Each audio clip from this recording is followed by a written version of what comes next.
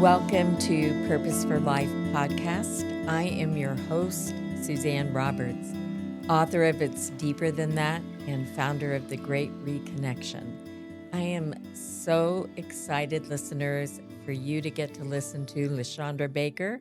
I call her Law, because I think that you are going to be so inspired, touched, galvanized, and I don't even have all the right words.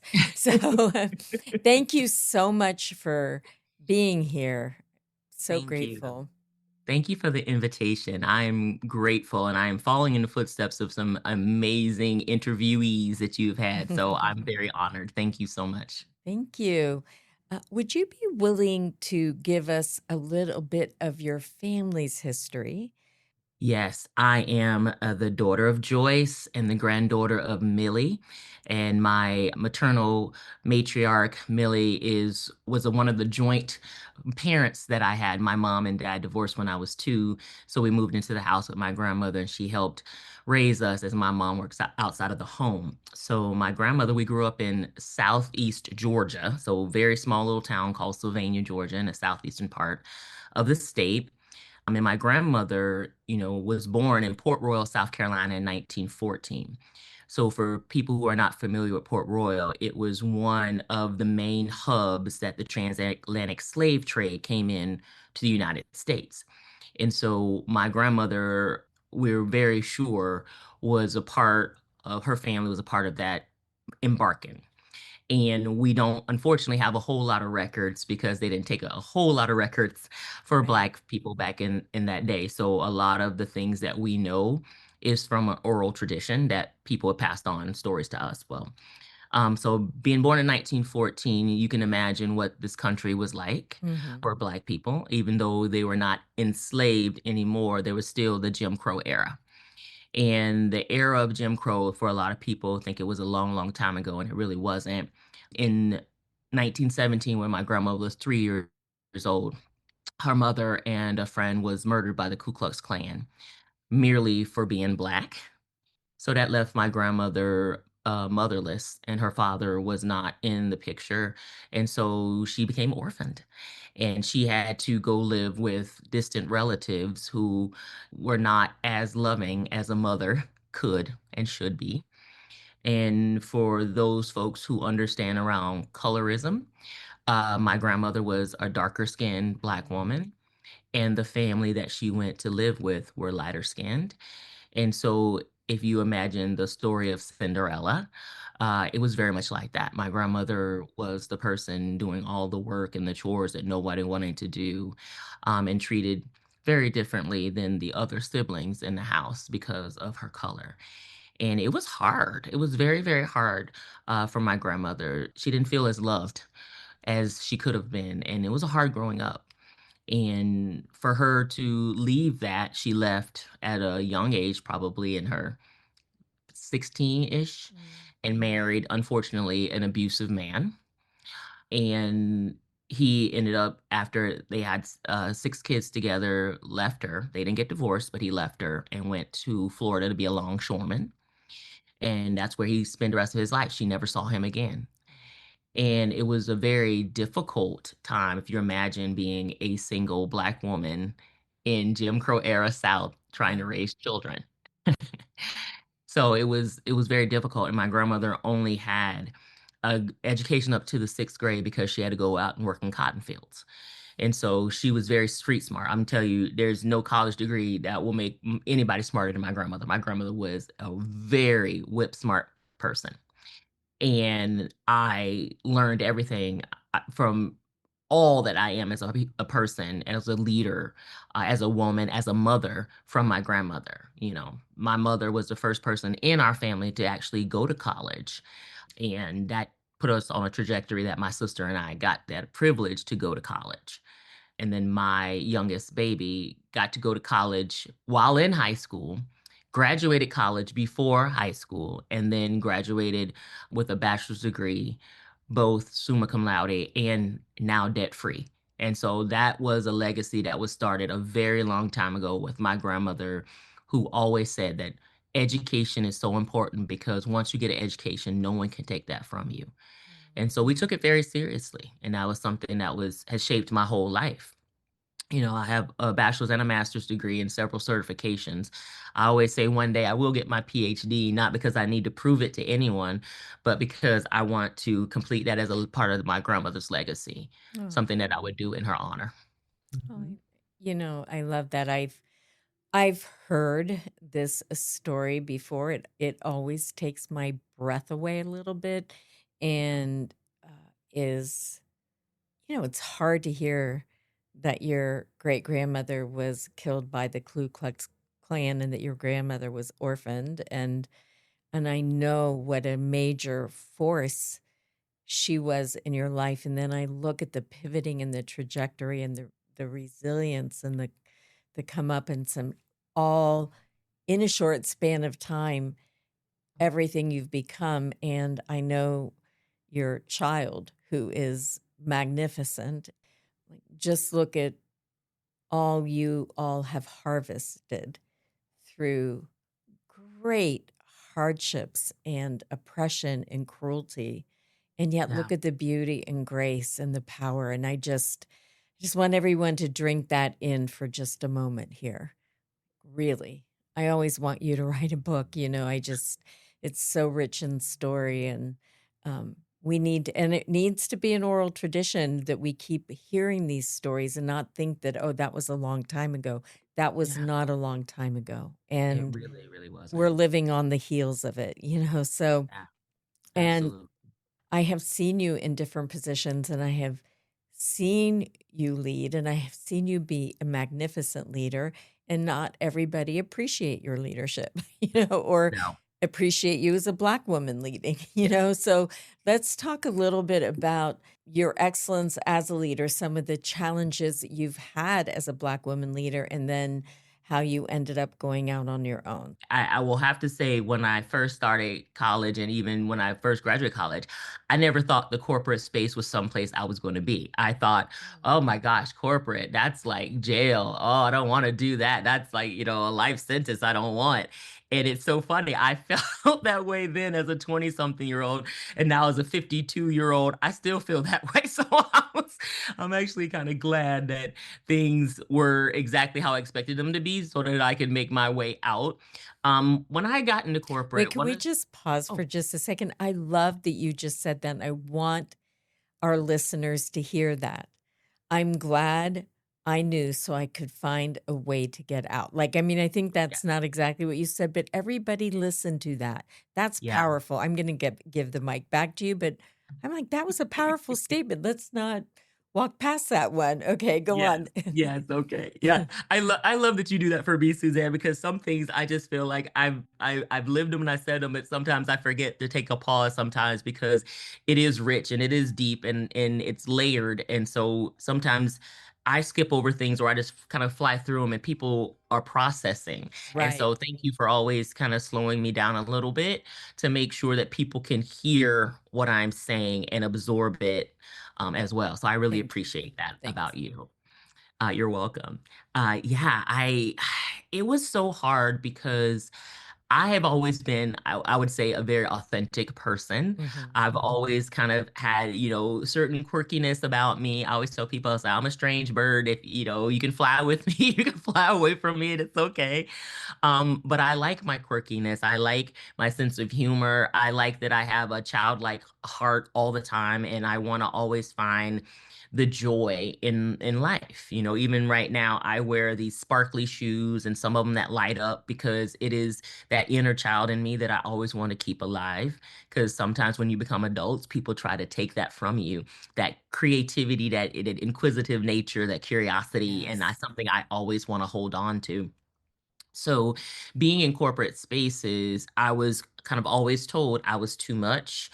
My voice was too loud. My demeanor was too ethnic, and ethnic is a nice way of that people would actually say that. They said people couldn't take me seriously because I'm always joking and smiling and all these things. And I'm like, gosh, I'm just being human and just being myself. Why is that so offensive to everybody?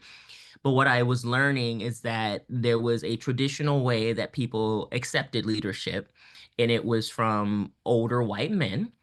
And I could never be an older white man, so I could never lead in that way. I can only lead in my authentic self.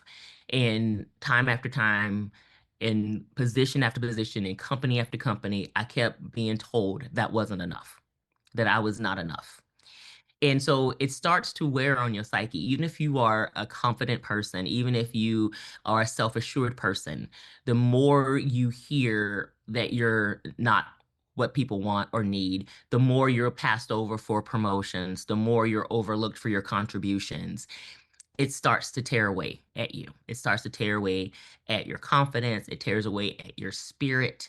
And there's almost a hopelessness that comes with it that you kind of resign yourself to say, well, if this is as far as I'm going to go. This is all I can do here. I don't know that I want to be here. Mhm. And it took me a while to get out of that because I became a mom and I knew I had to take care of my kiddo. And so I had to be reliant on that paycheck even with the what I would consider abuse that Mhm. came from my leaders.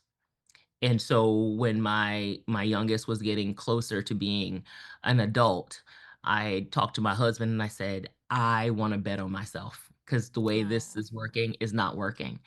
And he is super supportive. He's such an amazing guy. And he says, "I always bet on you too. Let's figure it out. Let's make a plan and let's do it." And so it took me about a year once I said, I'm ready to go. And I talked to a good friend of mine who had been an entrepreneur for 10 years. And I said, what do I need to do to prepare myself to leave in a year? And she gave me some great advice. And we worked the plan. And it was almost a year to the day that I said, I'm done. And I hung up my corporate hat and I will never go back. Well, I was witness to the impact of Hmm. the micro and macroaggressions Yes. that you were getting and the physical, mental, Yes. emotional, and psychic toll it was taking on you. Wow, Yes. you were still producing good results that would Right. never, ever be enough. It's Right. crazy making because it's not like you weren't producing and you were Correct. getting into higher positions, That's right. but not elevated beyond higher positions to a That's right. higher position that you deserve to have. That's right. And I just watch you take hit after hit after hit Mhm. while you were doing great results. And that was the thing, to move forward, though, I had to keep moving companies. It's like Right. I had an idea that I wanted to be in a company and I wanted to get my foot in the door, show them what I was capable of, and that they would just naturally promote me through the ranks. And I saw them do that to certain people, but they didn't look like me. Let's just be real. They didn't look like me. And so that was always something that was just so disappointing that I had to move to another company to get the higher position. Because when I went to my bosses, they would say, "Oh, you're not ready for that role. I don't see you in that role." Then I go interview in a different company and I'd get the role. So I'm like, so am I not ready? I mean, what's so that was always the challenge to me. It's Yes. like I just had to say, well, I know what I'm capable of. So I need to go find the people who can actually see me. They can actually acknowledge what I bring to the table. And the thing that's so interesting about all of that, Suzanne, is that my coworkers, the people who I worked with in these organizations, they did see my value. The unfortunate part is they didn't have the ability to move me up in the company, Right. but they had the ability to see me and for who I was. So when I actually was ready to step out on my own and start my own business, I had so many coworkers who had moved to other places hire me. Wow, And that so is much of my great. business has been word of mouth and repeat business based on relationships that I've had over the years. So to me, that is the bigger thing that is just so beautiful because those people did acknowledge me. Those people did see me for who I was. And now I've been able to sustain my business for almost 4 years based on work that they've given me or based on work that somebody they spoke to about me has Mhm. given me. Well, one thing I will say for sure is you are freer, Oh, happier, your authentic self with nothing pushing back against you. It's not what exactly. I love though is that you stayed true to who you were, whether you got positive feedback or didn't get positive feedback. You weren't going to That's right. deny who you were. That's even though right. you were taking hits for it. Some people will take hits and then they'll conform and they'll not be who they are. You were willing to be who you were no matter what. And Absolutely. and now you're still who you are no matter what, and you're not getting all that stuff coming at you. So I Yeah, love that, and I'm hoping that the listeners are hearing that you only have you at the end of the day, and being you is the most absolutely. important thing. Can you tell people what are you most passionate about within your business? Yes, thank you for asking. I always tell people I am in the people business. I'm about people-centered, heart-centered work. I believe in the dignity of people. I believe in their right to belong wherever they are. If you are invited to the room, you belong there. We are LBB Edutainment, which Lachandra B. Baker, my name. A little bit of vanity there, so people say, but it's my name. It's my brand. But what we are conduits for connection. We really care about culture and strategy in a way that people do create belonging, whether it's in your corporate spaces, if it's your nonprofit spaces, and even in your community. I actually have some community folks that I work with as well, and we really take a look at how people are receiving your services, how they're receiving your organization, and we really help you do a better job at removing whatever barriers that might be in the way of people being seen, heard, and valued, and help you with a roadmap to say, this is how we always want to show up. Our values are not something we just hang on a wall and it's a pretty picture. It's how we live every single day. And we help them be the best organizations they can be, but knowing that an organization is only as good as its people. That's great. So you are building culture, Yes. strategy within the organization to be Yes. accountable to the culture. Is that, That's am right. I saying that right? That is And correct. Yes. standards. And do you help people identify what the standards are? Yes, absolutely. We asked a Okay. lot of questions. So I mean, we'll believe honestly, the mission, vision, and values. If you're not living by those, what are you in business for? So, and Mm, part of what we talk to people about culture is not just what is written, it's what is lived. What is lived in your organization? Are you coaching people? Are you rewarding people? Are you recognizing people? Are you allowing toxicity to run rampant for the sake of short-term goals versus the long-term play? We mm. always tell people you got to do that mirror and really look at yourself. And then you also have to have what I call like a windshield so you can look ahead. So it's both. It's reflecting who you are and how you're showing up, but also looking ahead to where is it that you're trying to go? And are the people in the room with you the ones that are going to get you there? So there's a lot of introspective, and honestly, the hardest part of any leadership, whether you're a single leader, leading yourself, you're leading a team, or leading an organization, is to have a realistic look of where you are and understand Mm. both all of the strengths that you have and the beautiful strengths, but then also the opportunities and the challenges that you might have that reside within you or within the team or within the organization, and be willing to call those out and also work on them. It's one thing to acknowledge something, but you also have to apply knowledge and action to those things. And so we're really trying to encourage organizations to do that. We do that in a couple ways. I do keynote addresses all the time. Most of my keynotes are always around culture and belonging. Like you can I'm a drum beat, right? I beat the drum. It was funny. I was looking at some old footage of keynotes I did, I think 20 years ago. I've said the same thing over and over again because I believe in it. I mean it. It's like you have to really create the place where people want to keep coming back every day. You don't want your people to have the Sunday scaries everybody talks about. You want people to feel energized and excited and to feel like what they're contributing actually matters. And that they matter. And they matter.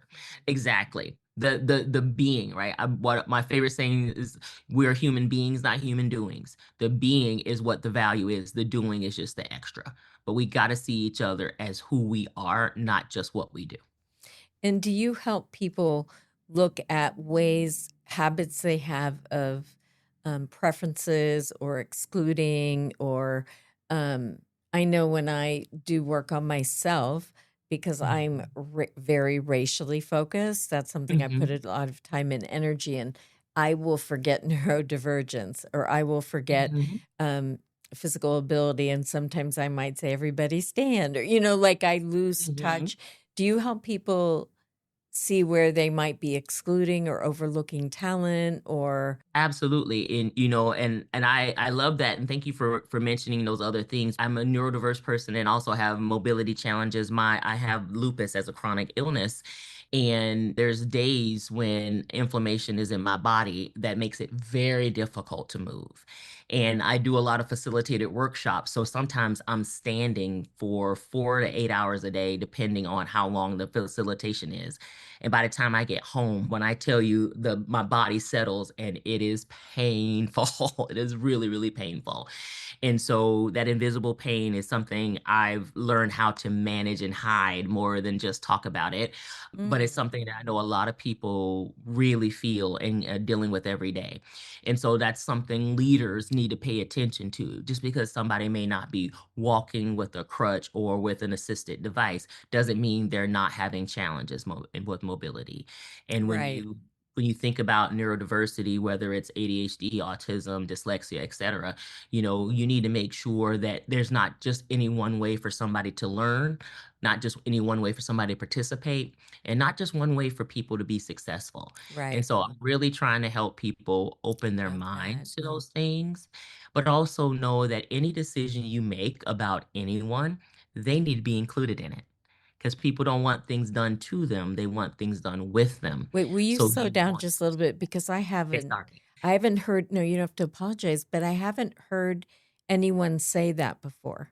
And I think it's rolling out of your mouth, like, but could we stay here just a second longer? Any decision someone's making about someone, They need to be involved in it. can you explain that a little bit more for our listeners? Yeah, absolutely. It is what we call equity-centered design, or in centering the Oh, most impacted. If someone is impacted by a decision that is going to be made, you cannot make that decision without their consent or without their input. So that goes across the board, whether you're talking about decisions about their pay, decisions about their work, a product, decisions about their schedule, anything that you're doing, you need to make sure you're having conversations with people to say, here's what the businesses need. Can we understand what your need is? How do we find that happy medium that the business gets what it needs, but you also get what you need? How do we do that? How do we work together for that? And that's a game changer for organizations. That's a different cultural differentiator. If you are doing that, you are definitely going to have much happier, much more satisfied and engaged employees. They're going to definitely be more productive because they feel like they're really seen and heard in that perspective. And they're going to be open to being more creative and innovative with how they do their work. that's There's times that I interesting. know when I worked with organizations, I had people that I said they were clock drainers because they were like, I don't feel cared for. I don't care about this place. I'm just going to milk the clock, and I'm going to take as long as I need to take for this product, for this service, for whatever. And one of the things I always try to help employees understand is if you're working on a product or service, there's somebody on the other end of that, a client, a customer that needs this product or service. So while you may be quote unquote sticking it to the man, you're also sticking it to the customer, right?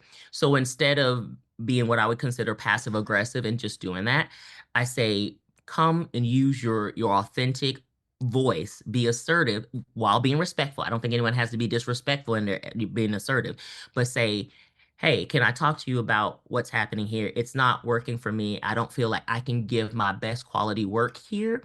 And here's some reasons why. How can we work together so that this situation changes, this environment changes, so I can give my best, so that our clients and customers can get my best? How do we do that? Right. And we're not having those kind of conversations, not as leaders and not even as employees, because there's a sense of psychological safety that's not there. And if you don't Mm, feel psychologically safe yeah.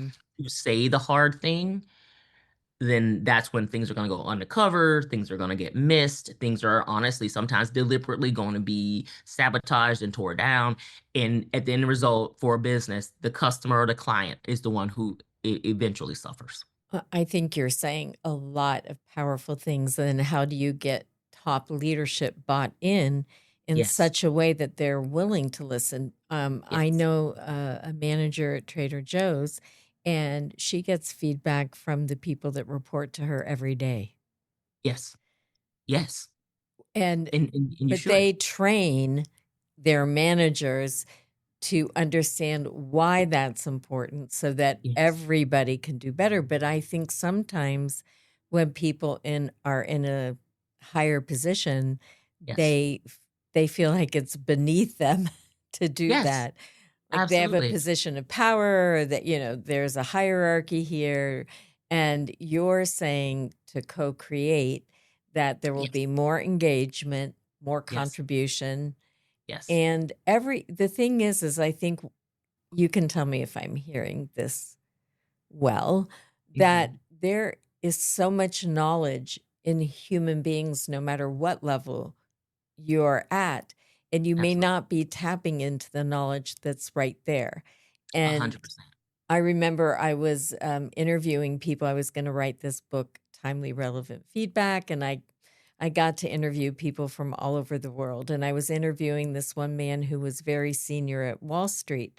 And I go, what makes it work for you? He goes, I hire people that are smarter than me. Mhm. I want to hear from them. I know Mhm. how to run things, but I Right. need their information. And I think that we all need to think like that, that there's Absolutely. the answers in the room. There are people that have various points of view. If we're not listening to them, we're not getting the best output. But how do you help Yes. senior leaders become receptive to what you're talking about? Well, a couple ways. Number one, first of all, I have to know that the senior leader that I'm talking to actually wants to hear from me. There was an interesting Mm, conversation I had with a therapist that we were interviewing for a podcast that my husband and I do. And she was talking about helping people escape from narcissistic relationships. And one of the questions we asked her, would you ever, have a narcissist to your practice to help them? She's like, I wouldn't. She goes, because when you come to therapy, you actually want to be helped. Narcissists don't. They already believe they are the best of the right. best of the best. So they would never want therapy because they want to change. So I would say there are some senior leaders who are in that category. So they would never come to me and ask me for advice because they think they know everything. So that's the first thing. The second thing is for those who do, they already know you could have the responsibility of running an organization, but there's no way, even if your organization has only 3 people and you are one of them, the other 2 people are making decisions every single day. They're showing up with knowledge every single day. The output in the process they're working on is what they see and do every single day. You have no knowledge of that. You might have an understanding, but if you're not working in that particular space with that particular environment with that particular person, you have no idea what's happening. So the only way you can get educated about that is if you're getting input from that person that you're saying, tell me about your day. What worked well with what you were doing today? What challenges did you have today? What barriers did you have that you couldn't remove yourself that I might be able to help remove for you? Like you're asking those questions and Mhm. not in a judgmental way, but in a curious way. You're Mhm. saying, help me understand what you need. Help me see your perspective so that I can show up to be the best I can be for you so that we are then successful. So that leader, whoever that leader is, has to know they can't be every place all the time doing all the things. So you have to rely and trust your people. And it has to be what is presented to them and it is coached to them when they first start. So they always are aware I own this. I own this process. I own this product. I own my role. I'm going to do it to the best of my ability. When I hit a roadblock, I'm going to reach out to my resources. Is that training? Is that education? Is that a coworker? Is that a peer? Is that a direct leader? Is that who is it? And know that it's okay for me to reach out because I want to make sure I'm doing things correctly and that the end result that I've been tasked to get, I can get it. And so when leaders really understand that, it changes the whole dynamic of the organization. And anybody who has a business, what's the number one thing you want to do with your business? Make money. I mean, that's just real, right? We're in a capitalist society. But the only way to make money and be consistent with it and in a way that is true to your mission, vision, and values is to make sure you're employing people who have a desire to be the best they can be with you as an organization for the clients and customers that you serve. We're going to have to begin to wind down today, but I'm so excited for our listeners to hear you today and anybody that's a leader in an organization, because our organizations need to shift to what people-centric, human-centric, Yes. being-centric. Yes. What did you childlike hearted centric or something, Yes. like Yes. psychological safety. I just think everything you're saying is so powerful. I do like to ask my guests, what do you think the purpose for life is? The purpose for life is to love yourself and to love others, because it's hard to love others if you don't truly love yourself. And love yourself doesn't mean you're vain. It means you know yourself, the whole part of yourself, the good, the bad, the ugly, the indifferent, and you're still choosing to show up every day. You're going to highlight the things that you do well and work on the things that you don't. I love that. And how can people get a hold of you? Yes, thank you very much. You can visit our website, which is LBB Edutainment. I'm on LinkedIn and YouTube and TikTok at LBB Edutainment on all of those. So would love to connect with anyone who loves to talk culture, because I'm a culture geek. That's what I say. I'm a culture geek, Yes. so I love to talk about it. It's great. No, I love it. It's so exciting. It's wonderful. Thank you so much for being here. It's been very inspiring to have you here today, and I'm thrilled that our listeners have had the chance to hear you. And I hope those of you that are culture geeks, interested in, and I'm going to call this a revolutionary way of building an organization, honestly. And I think it's where we need to go in the future. Thank you, Suzanne. Thank you for always being Absolutely. my champion too. I appreciate you so much. You've been a wonderful person in my life and the lives of many of people in my family. So we're so grateful for you. So Thank thank you. you. Thank you. So we're about ready to sign off here, the Purpose for Life podcast. You can subscribe, give us great reviews, and we love that. I'm your host, Suzanne Roberts. Thank you for being with us today. I'm the author of It's Deeper Than That and the founder of The Great Reconnection.